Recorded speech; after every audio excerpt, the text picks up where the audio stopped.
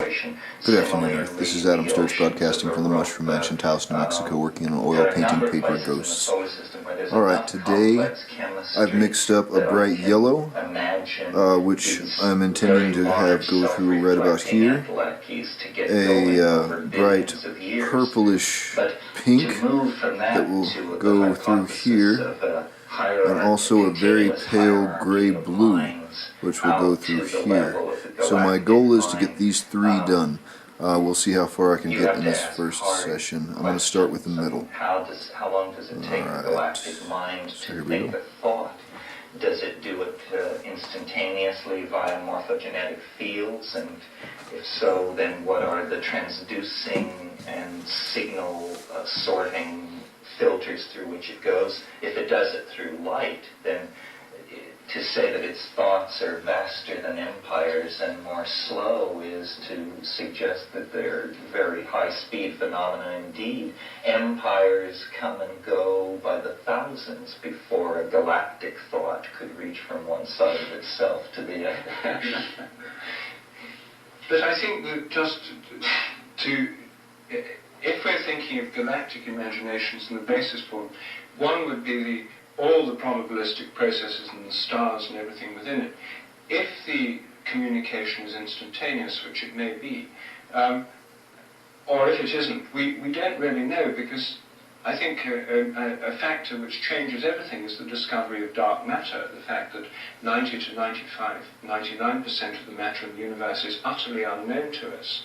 This recent discovery effectively tells us that the whole cosmos and every material thing in it has a kind of unconscious, a material unconscious, an unknown dark realm, which conditions everything that happens, the shapes of the galaxies, their interactions, and what's going on. But it's utterly unknown to us. And so we've now got a kind of cosmic material unconscious, which could play the same role as our own unconsciouses.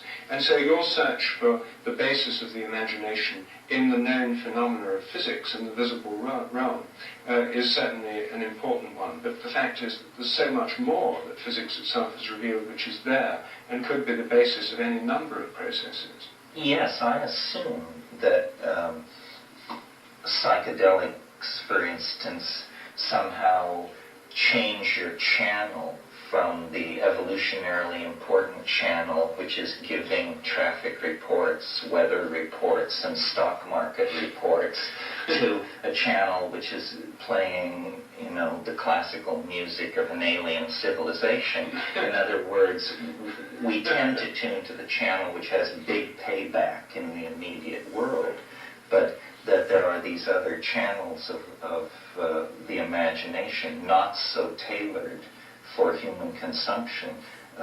It seems obvious to me. I think that you're right. I mean, the memories and hence all objects of cognition are not in wetware, the wetware of brains. It's somehow plucked out of a super space of some sort via very subtle quantum mechanical transductions that go on at the molecular level in the brain. The divine imagination is the reality behind appearances. Appearances is simply the local slice of the divine imagination. What you want is a kind of map or a global overview. Well, perhaps we should open this up if people have something they would like to say. This man leads the way. Well, of course, you fired every neuron in my brain. I have a somewhat different view of the problem of the eternal scientific laws. In my opinion, the question of did these laws exist prior to the Big Bang is a non-question. It's like the old Zen question of what happens to your fist when you open your hand. Because in my view, these scientific laws are not objects in space and time. If they were objects in space and time, of course they could not exist before the Big Bang. In my view, these scientific laws are linguistic structures that we create, that we choose, in order to give reasonably good expression to the regularities that we measured in the world, and which we use for prediction and control purposes. For example, we have an equation to express the gravity relationship. And we have placed in that equation to key in the acceleration of the force of gravity. It's not 32 feet per second. It differs somewhat from that, and it differs depending on where you measure it on the Earth. And it's even conceivable to imagine that it might change with space and with time. Because it's been going on for so many millions of years now, in Rupert's view, I'm sure that it would be unlikely to change very much, but it's perfectly possible for it to change. And the point I want to make is that science provides, in that equation, an opportunity to clue in this different change, if that change is necessary, for purposes of prediction and control. I think that the laws of nature can be used for purposes of prediction and control within the kind of developing evolutionary cosmology that Rupert has expressed it. All right, yes. I mean, the thing is that there are two theological views, you see, that are possible about this. If the laws of nature are linguistic structures outside space and time, at least in the Judeo-Christian world, the prevailing archetype is the Word of God. They're the Word of God. They're the Logos, which is the traditional theological view of the laws of nature. So then it really comes down to a theological question. Do we think that the Word of God is a kind of eternally sonorous set of vibrations or linguistic structures that somehow permanently there in the permanent mind of a transcendent God? Or is the Word of God something that God speaks, and like real words, is a series of processes in time? Spoken words are not eternally there. They're things that take time to speak. And the underlying basis of a spoken word is the flow of the Spirit or the breath. So are the words of God, if we take this Logos model, spoken words that involve a process in time, or are they like a sort of encyclopedia that's written words that can be sort of eternal? No. In my view, they're not. I don't see the theological argument is a non-argument to me, because I reject the idea of the mind of God as having a structure in the universe. Or again, I come back to these scientific laws of nature as human formulations, created like tools, created like a set of wrenches in our kit bag. Not a part of any eternal structure whatsoever. But at the same time, I recognize that certain of these laws that we have created are of such a nature that it would be very hard to conceive of us having a science without them. Well, I think that there are a couple of issues here. First of all, what has always given science its tremendous cachet was its ability to produce in the realm of application and technology. So I agree with you that these things are like wrenches, but that is not at all satisfying to a philosopher of science who doesn't care about the application, but wants to know, is this or is this not in fact so? Rupert is suggesting that laws are habits, and that habits change over time. They're incremental. Therefore, in his view, no law is in fact a law. It's a tendency or a creeping gradient of some sort. Now, the argument for this is that we've only been measuring the constants we use to describe the universe. We've only been measuring them for 100 years on one planet. We say that the speed of light is 186,000 miles per second, and we've measured it on one planet for 100 years, and we extrapolate this statement to the entire cosmos. If, in fact, laws are local and invariant, then this is going to be a hard swallow, because it makes science no more than a series of localized opinions. It turns science into folklore. The thing that personally I find a personal discovery of, and I don't think it comes from reading outside, is just a realm of pure geometric possibility, of pure form and symmetry. And this seems to me the underlying Pythagorean or Platonic concept, and that it does exist outside of time, and that it's some sort of template off of which possibility hangs. And that what undergoes the formality of actually occurring resonates against this template, and also most likely resonates against what has been materially manifested. So that yes, well, I agree with what you're saying about a template. I mean, this is this idea of a topology that I want to put out. Rupert and I were, again, last night after the meeting, talking about the idea of God as a mathematical mind had come up, and I was saying how much a mathematically minded God would miss how impoverished that concept is, because the primary qualities of experience, which are color, light, tactility, and then even subtler things like appetition for the past and the future. So all of this would be eliminated from the idea of the mathematical God.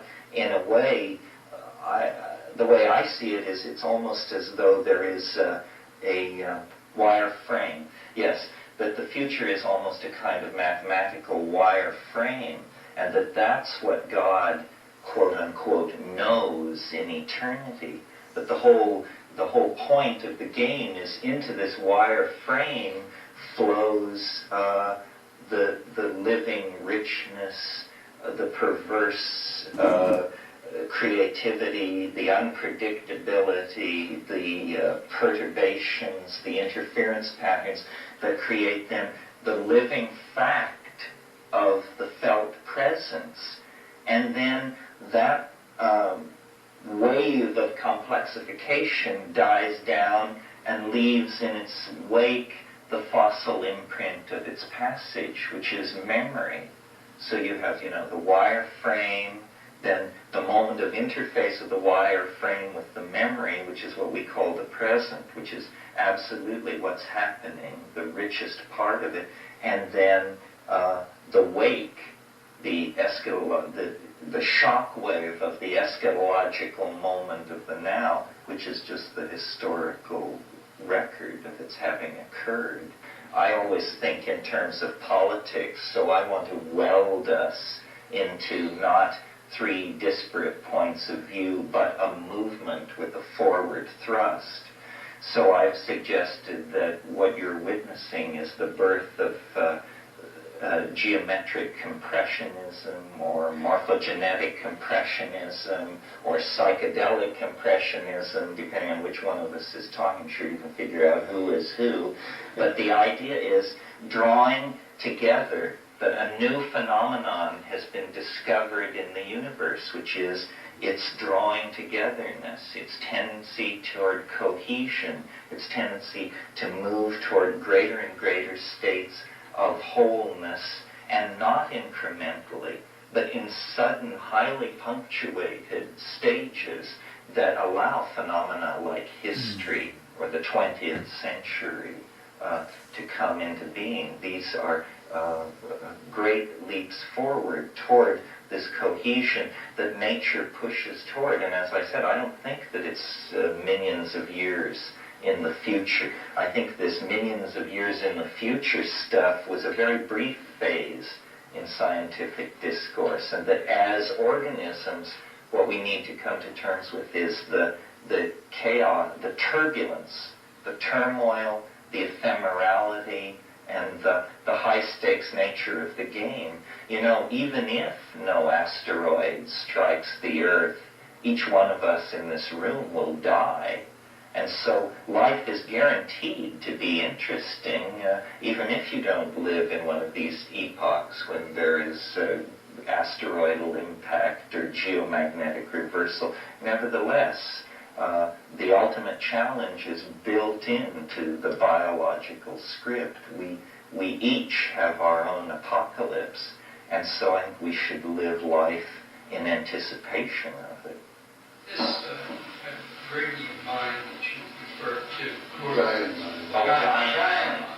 Gaian mind. What is that? Well, it's the notion that, for me, and I'm sure Rupert has a different notion, but for me it's the notion that the Linnaean species are an illusion of the classificatory impulse of the human mind, and that really what we have on this planet are not distinct species, but levels and levels of gene swarming and control, and that intelligence, creativity is such a positive adaptation for any biological system that possesses it, that I think the planet wouldn't have waited 5 billion years to allow self-reflecting intelligence in an organism such as ourselves. I think probably self-reflection arose in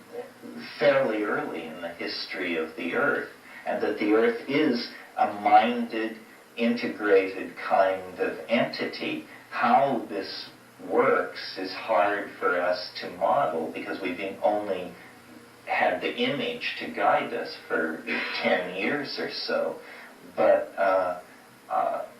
the planet thinks, it perceives, life has appetition for more life and for an extension of itself, and the best strategies are cognitive, so that all of these things that we see happening on the planet that we take to be miraculously ordered results of random processes may actually be the result of the creation of a great engine of cognition, that history is the thought of Gaia, biology is the musings of geology, and so forth and so on, that we have been wrong to claim consciousness as the unique capacity of human beings. It is in fact a general property of organization, and the larger the organization, the more conscious it may well be. So that I don't feel human beings are set against nature. I think we occupy a special role in nature, but it's a sanctioned role. There is no such thing as getting out of control, because the control system is so deep and so vast that it's inconceivable. But what is happening may appear to be out of control because we are not in full connection with what the purpose of all this is. Yeah, Yes, let me try and put it a different way, answering the same question about the Gaian mind, because it's obviously one of the things we're interested in talking about here. Starting from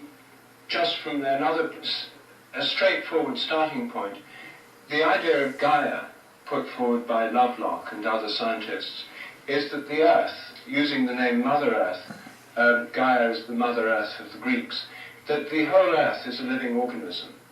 And that if the whole Earth is a living organism, and I think in that organism we have to include the Moon as well, because the Moon orbits the Earth and in some sense sets its rhythms of time and tide, and is part of the Gaian system, that the Earth is a living organism, including the Moon, the atmosphere, all the living things on it, the oceans and so on, behaves together. Alright, that leaves me with 9 minutes left. That's taking a little longer. It's a slightly larger stream of patterns. And its life, So I'm going to set the camera up involves some kind for of the one that's flowing principle. through him, the yellow At one, that that will stage, a lot of be people then say, well, if the right Earth is here. alive, then in some sense it must I be think I can do conscious, that or in one. some sense However, the Earth this must have a one, mind.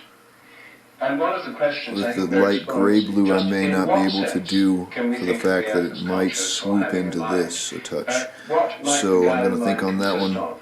The traditional set view it of up the for Earth this is that one, it's an inanimate assembly, a bit of rock hurtling around and the do a sun take with two. a thin So film stay tuned of moisture and life on for its surface. take 2 of But the whole thing's just eye, an mouth, spewing inanimate shape mechanism with no life, things. no purpose, no spontaneity. The Earth does have a mind of Alright, her own, take 2. or a life of her own, We're going spontaneity of her own. into bright Is it yellow, entirely unconscious, like our own form unconscious swooping minds? through the central Does it come figure. to consciousness? Something like Does that. Gaia have dreams? Does Gaia have imaginings? this is, I think, the questions that underlie Terence's use of the phrase the Gaian mind. And I think it's a question that's bound to arise. Millions of people are now talking about Gaia, planet Earth, as a living whole. And the question really, one of the questions we're exploring is what kind of mind would this living whole have? Does this living whole have a mind at all? Is it just blind instinctive? If it has a mind, does it have an imagination? And if so, what kind of imagination does it have? How much is that imagination coloured by mathematical principles or geometrical forms which may permeate the whole universe? How much of it spontaneously arises on Earth in the evolutionary process? How much is it related to the cosmic imagination throughout the whole cosmos? So I think these are the questions it raises, and I think that that's another way of coming to it. Just starting with the idea of the Earth as a living organism, it implies and raises the question of the mind of the Earth, if it has one, or the soul of the Earth. Some would say that the mind is just another aspect, subjectively experienced, of the physical changes in the brain. Others would say it's a kind of shadow or epiphenomenon of the function of the brain. If we take that view of the mind, we would expect to the Gaian mind, if it exists, to correspond to some set of complex physical processes going on Earth.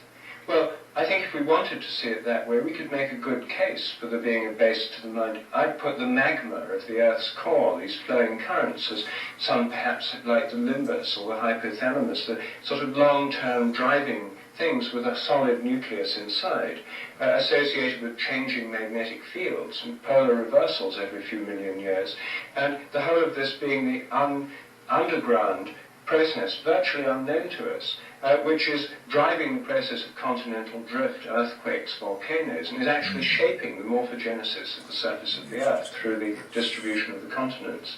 And then there's the Gaian breath, which is the atmospheric flows of the wind. Then there's the Gaian circulation of the oceans.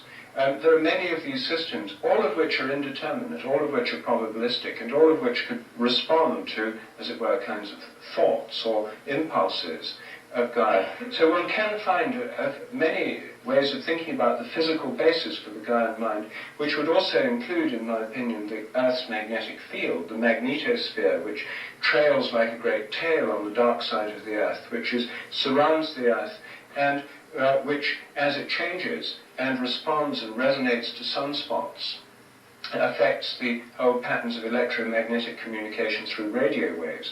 All of this, the field of the Earth, which would, I think, be one of the bases for the Gaian mind. Even the known fields, the gravitational and the electromagnetic fields, stretch far beyond the surface of the Earth. So all these would be possible bases for the Gaian mind, or basis of its interaction with what's going on, as well as the actual minds of organisms, animals and plants. I mean, the Gaian mind may be able to act directly on these minds through field-like processes. I myself would think of the Gaian mind and our own minds as more like field-like processes which interact with our brains, and the Gaian mind is interacting with living processes, the atmosphere, the Earth's core, the magma flows, the magnetic field, interacting with them, but not being reducible to them.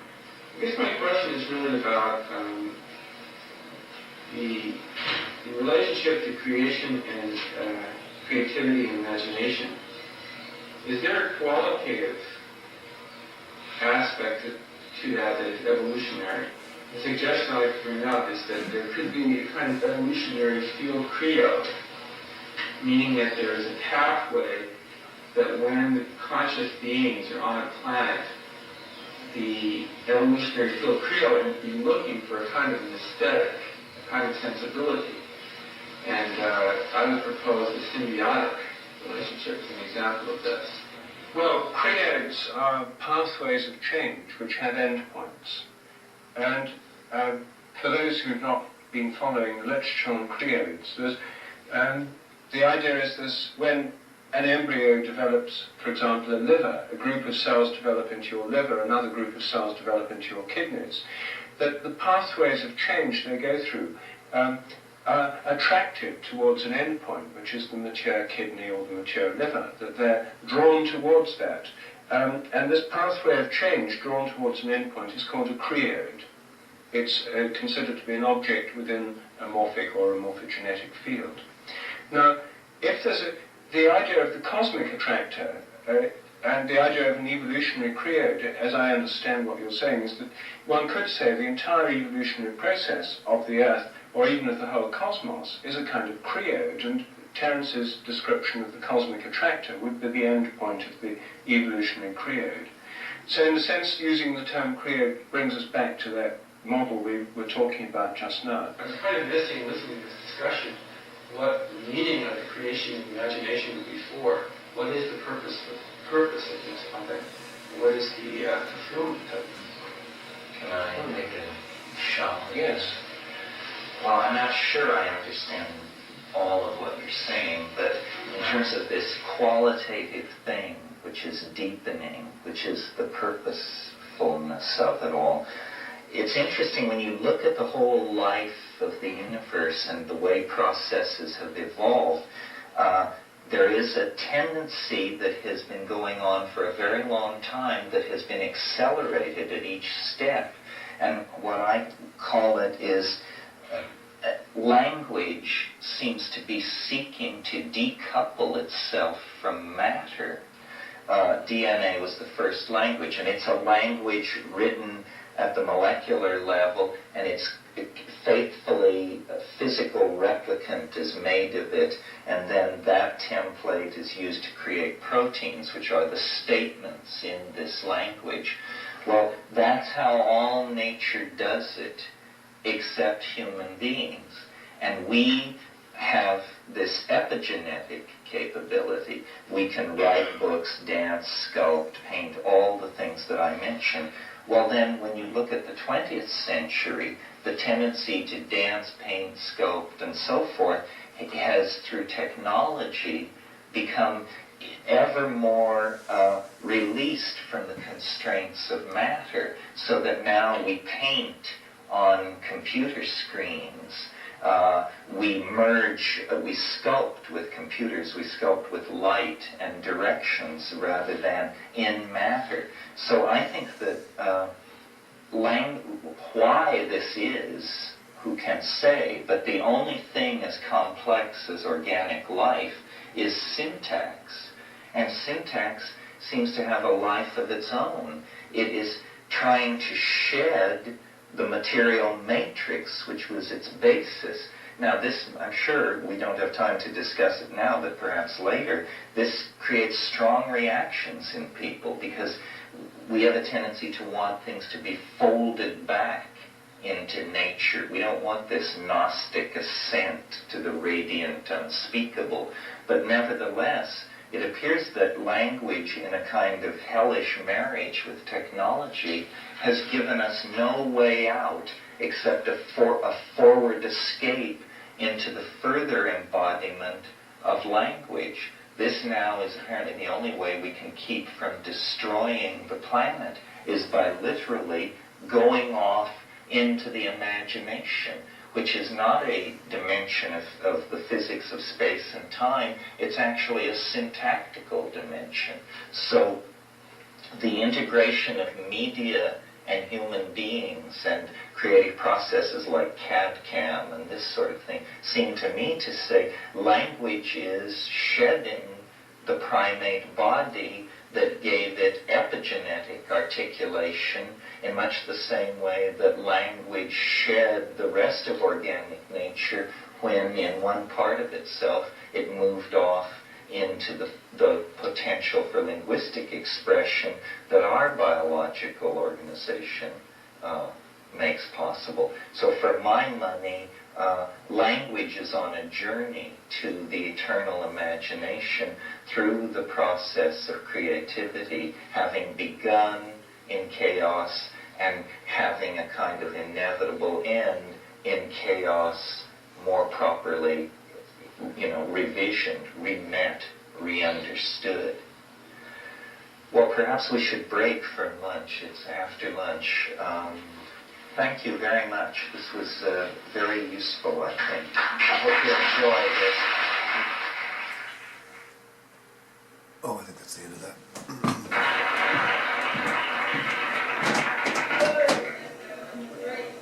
Hello, boys and girls.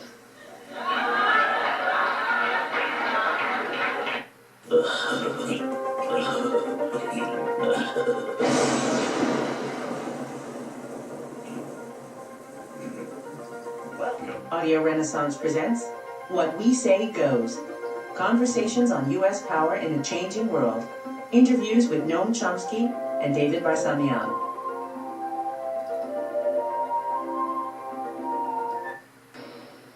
I'm going to try today an experiment in rapid induction. And then that might fail, and then we could fall back on it. But I think that we haven't tried to push our format in any way. And now feeling more confident in here at home base at the Esmond Institute. So this would be a quick 1, 2, 3, where I would try to suggest some actual questions that you can respond to as if somebody in the audience had asked questions. You see what I mean? Trying to rocket moves rapidly into the designated point on a target, as it were. So, the unconscious. Here's the 1, 2, 3 in summary. One is a theory, the bifurcation theory, that the unconscious was created one after you in a certain place.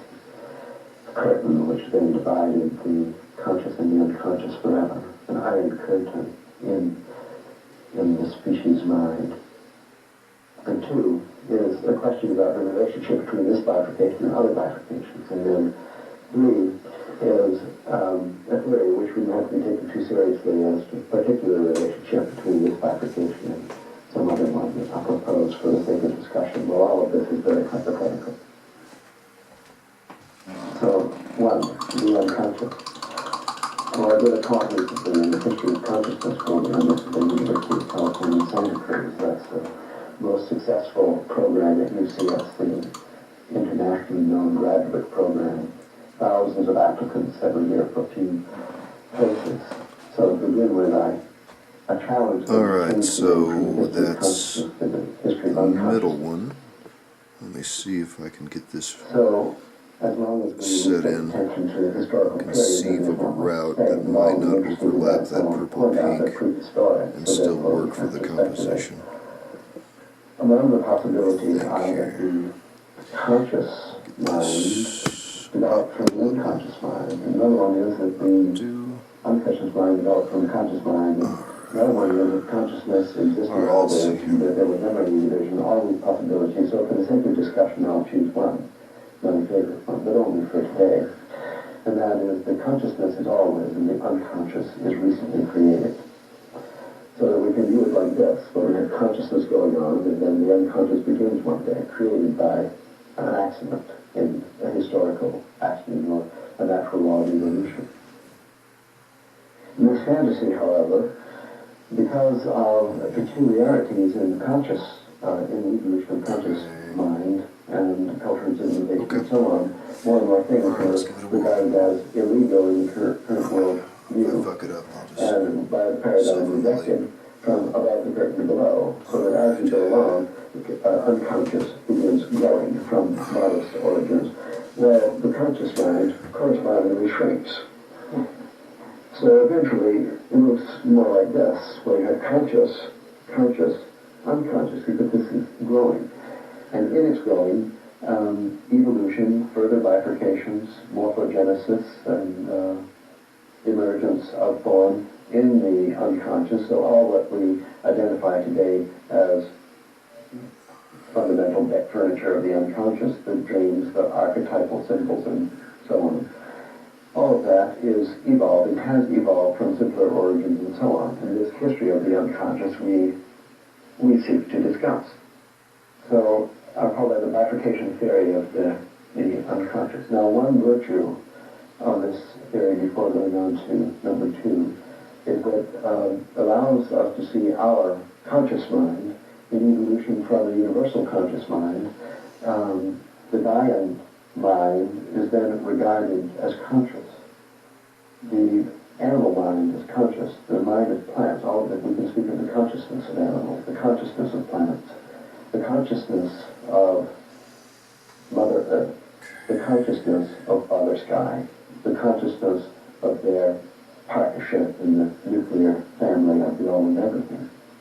And this is valuable if we could promote this somehow in terms of our future and relating with respect to the mind of all the other entities. Now, number two, this question is about the relationship of this bifurcation in the history of consciousness and other bifurcations in history of ideas, such as the fall of Adam and Eve from the Garden of Eden, the fall of Archangel, Lucifer, other angels, and so on, the creation of the devil, the growth, the emergence, the importance of evil, the empowerment of the negative moment, and so on.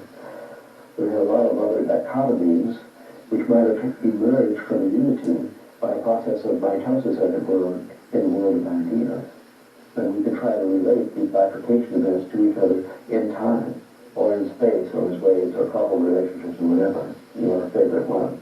The third, just for example, I'm going to recommend an example which, for me, was the source of my thinking about the history of unconsciousness in this way. So this is a specific hypothesis on the creation of the unconscious, by the rejection of something according to dogmatic paradigm. And this has to do with Marduk and Tiamat, the first creation myth that I know about that has the subjugation of chaos by a law and order executive, a cosmic god. The war between chaos and cosmos, won by Cosmos, the king of law and order. The first one I know about is Marduk and Tiamat, and this is historical, and it's written on tablets. It's part of the Akitu festival that I always talk about. It was celebrated for 2,000 years in a row throughout Babylonia by the Akkadians, the Semitic successors to the Sumerian civilization. And in this horror story, repeated every year and actually acted out by the king playing the role of Marduk, Tiamat, a dragon, goddess of chaos, is actually divided in two, murdered with a sword, stretched. The two halves opened like an oyster shell, forming the sky and the earth at the beginning of the Babylonian creation myth.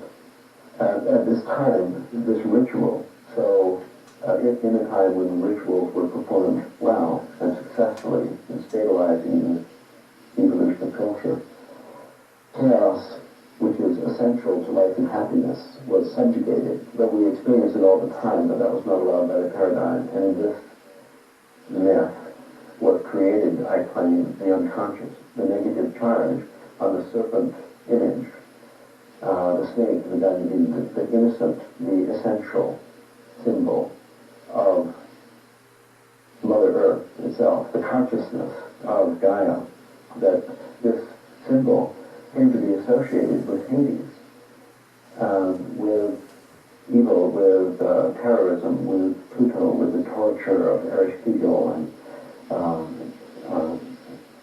submitted the torture of Inanna by Ereshkigal, and so on in the underworld. Somehow is associated. Chaos goes to the basement, and with this gesture created a bifurcation in consciousness, giving us the unconscious, which appears to be gaining ever since. And in this gain, also, our life, our history of the human species, going and more into the evil, the demonic, the evolutionarily unsuccessful forms of society. That's the 1, 2, 3 of it. I see. So you're in favour of the kind of fall theory of the unconscious? Yes. One from which, if we adopted, we could seek also to escape. And we would have a mechanism to escape, because we'd have a historical map, as it were, of the creation itself. How would escape happen? We would bring unconsciousness back into consciousness. We would take the deck furniture from the lower floors of the boat back up to the deck where it belongs. We would take back what's happening if, this is just an example of the chaos theory of bifurcation or creation of the unconscious.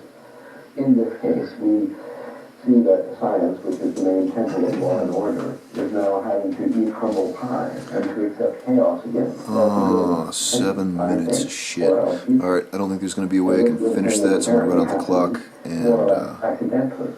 we'll have to do a memory upload, and Do a take 3, mash them all together, I suppose. Okay, alright, so let me think here. To bring up chaos from the unconscious and make it okay. Then we hunt around. So these computer people, we locate Edelman, we popularize his model, and we revolutionize the sciences on purpose in 1963 instead of waiting for it to happen spontaneously in 1973. And if we'd done that, we'd never know. But that it would never have happened without our intentional intervention. And I'm not recommending an intentional intervention.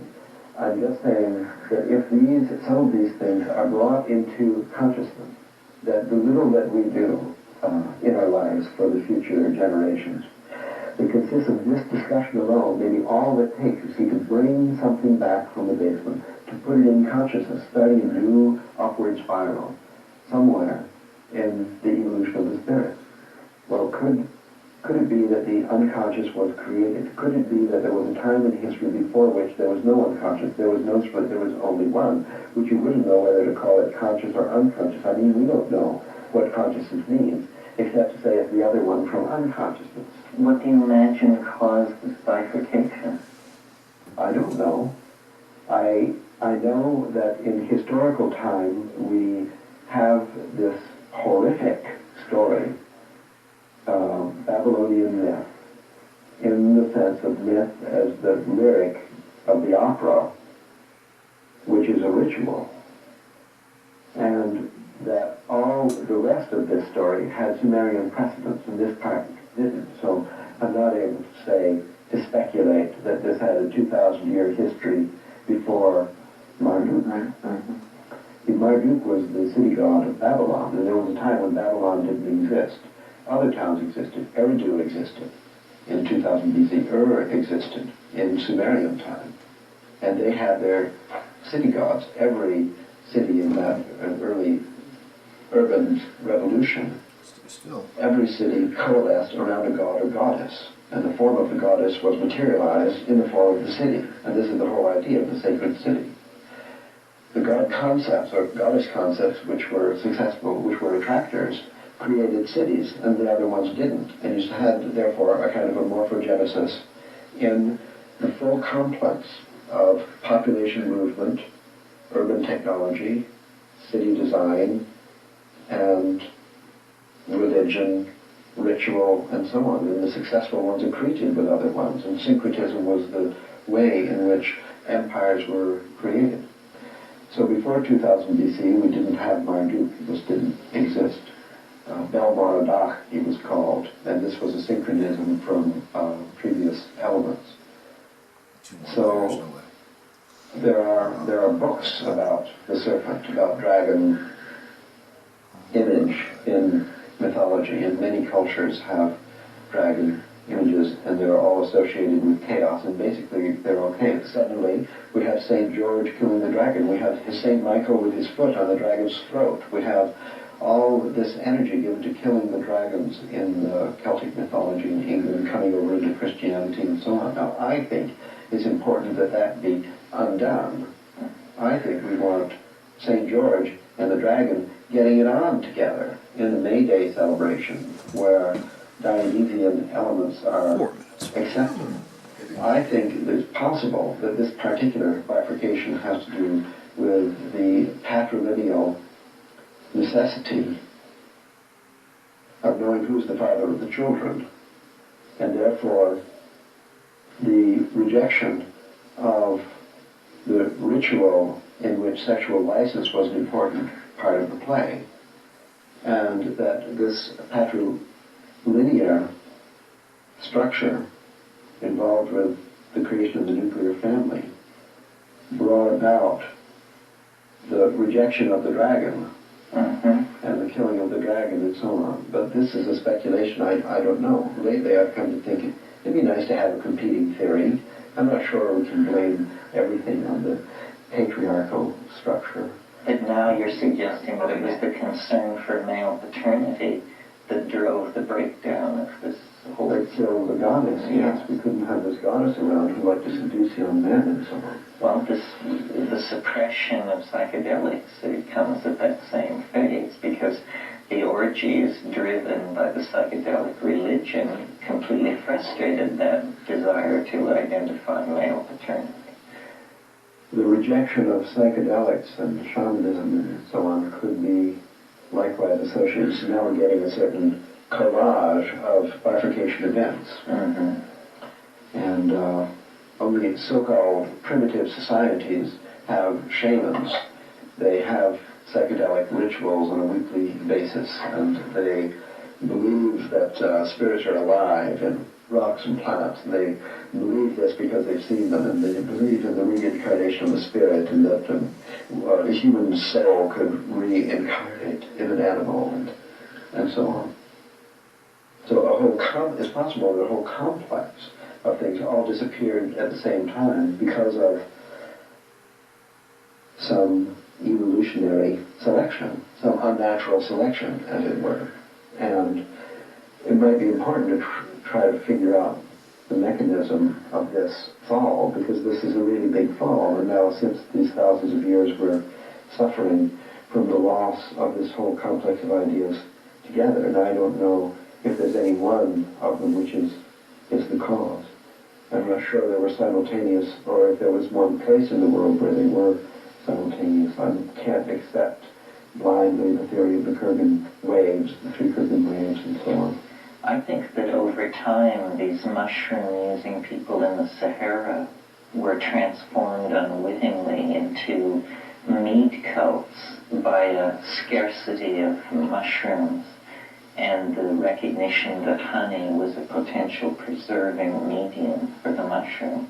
So as the mushrooms became rarer and rarer, the effort to preserve them in honey and to concentrate the use of them into large festivals intensified, and finally what you had were mead festivals where mushrooms were no more than a flavoring and ultimately no more than a memory.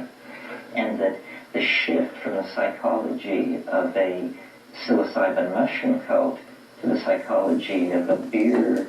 Alright, got it just under 40 seconds left. I don't have time to wash my brush. Shit. Okay, well, that's it for the moment.